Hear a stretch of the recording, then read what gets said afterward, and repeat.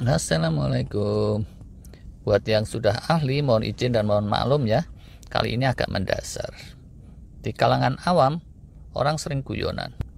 Habis makan kenyang, yuk kita puterin mall lagi 7 kali untuk bakar lemak. Nah, ini nggak akan terjadi. Wajar lah ya, wong namanya guyonan. Tapi ada yang nganggap serius loh. Yuk kita luruskan. Ibarat urusan bank, itu ada proses penyetoran uang, ada proses penarikan. Kalau pas penarikan kita nggak bisa nyetor, kalau pas penyetoran kita nggak bisa narik, kecuali narik tali kolor. Tubuh kita ini sama, ada saatnya fase anabolik, penyetoran, ada saatnya fase katabolik, penarikan. Kalau habis makan itu anabolik, nih, nggak akan ada pembakaran lemak, pembongkaran cadangan energi, itu adanya kalau pas fasenya katabolik. Karena itu, kalau ingin kurus, pas ke mall perut kosong, ngider aja dulu, baru makan. Sebaliknya kalau nggak mau kurus, jangan langsung ngider, mending makan dulu. Olahraga pagi juga sama. Setelah makan, masuk fase anabolik, kayak apapun kita olahraga, pembakaran lemak tidak akan terjadi. Bahkan ada yang bilang, kalau habis makan terus olahraga, itu bahaya. Tergantung olahraganya juga sih sebenarnya. Kalau sekedar olahraga jari-jari e-sport, mestinya oke saja. Tapi kalau olahraganya bungee jumping, makan nggak makan itu emang bahaya. Medeni itu. Belum loncat aja orang udah berdiding, segenap bulu kuduk merinding. Kadang ada yang bangun pagi itu, walau perut kosong semalaman, kadar gulanya tetap tinggi. Ini masalah resistansi insulin harus diatasi dulu. Kalau enggak, pembakaran lemak juga tetap error. Sedikit disclaimer, bahasan kita ini buat yang normal lah ya utamanya. Setelah kita makan, asupan diproses dan dialirkan ke dalam tubuh. Secara garis besarnya urusannya dua. Pertama, pengelolaan energi. Kedua, pengelolaan bahan-bahan material.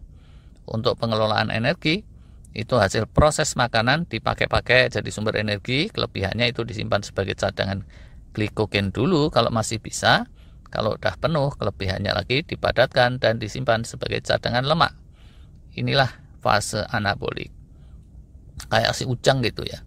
Kalau habis nerima uang, sebagian dia pakai-pakai, sebagian ditabung, disimpan dalam celengan ayam atau kotak uang di bawah kasur.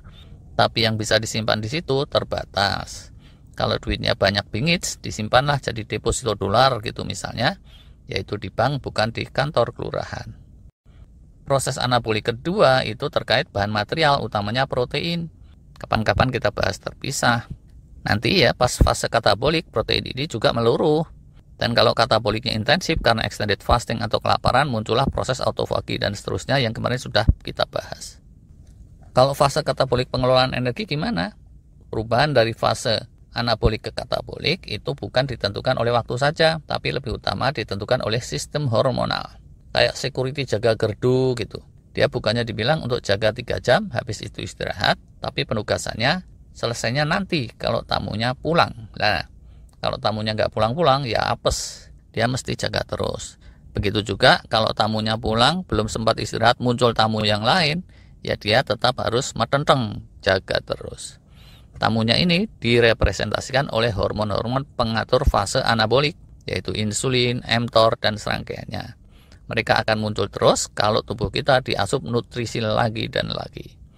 Kortisol, hormon stres, juga cenderung mencegah tubuh masuk ke fase katabolik. Karena selain jagain tamu, security biasa kan ya, tetap nggak boleh istirahat kalau mendadak muncul keributan. Nah, metabolisme kita tuh kayak satpam itu cara kerjanya.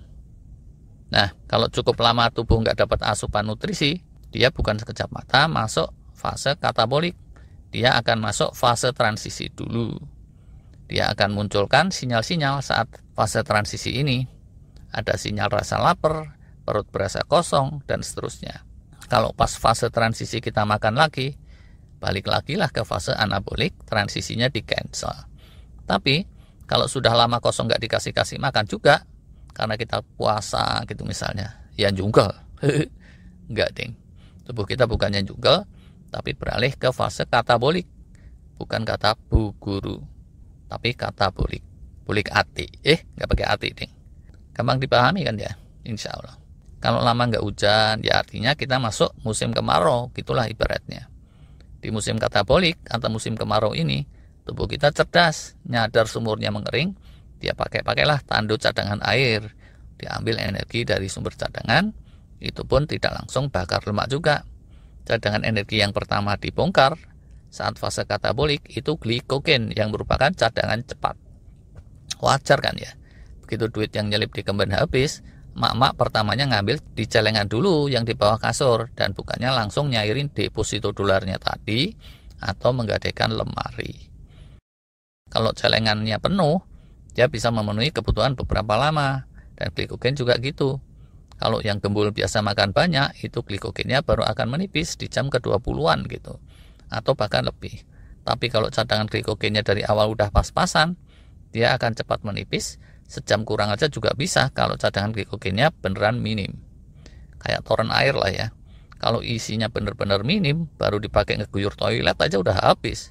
Bisa tuh orangnya jadi kehabisan air untuk cepok. Walah, terpaksa ditimpal daun. Desa bener.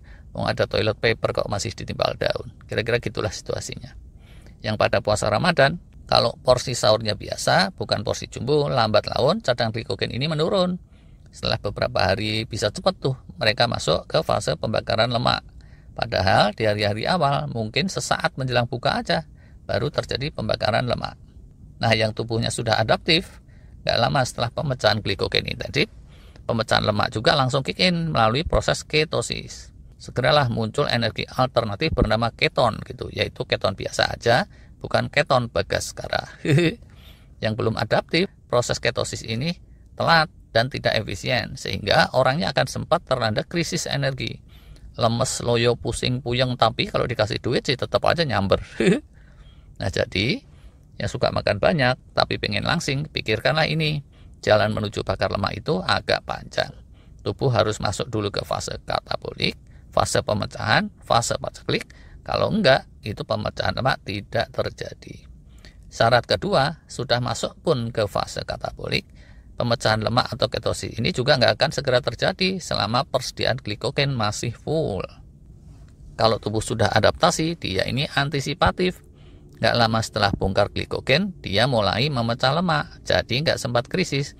Tapi kalau tidak dibiasakan, ibaratnya saat menjelang lebaran gitu, kalau penyediaan dana tidak antisipatif, gimana nih? Waduh, kita butuhnya sekarang, tapi deposito belum bisa dicairin.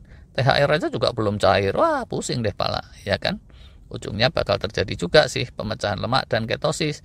Dan si Ujang atau siapapun itu nggak bakalan mati hanya gara-gara telat makan. Tapi krisis ini bisa lumayan mengganggu dan bikin orang enggan untuk meraktekin puasa atau fasting, khususnya di awal-awalnya, saat tubuh belum adaptasi. Tapi gimana lagi, hidup ini memang ujian. Hanya yang siap untuk bersakit-sakit dahulu, bersenang-senang kemudian, yang bakalan lulus. Walau alam bisawab.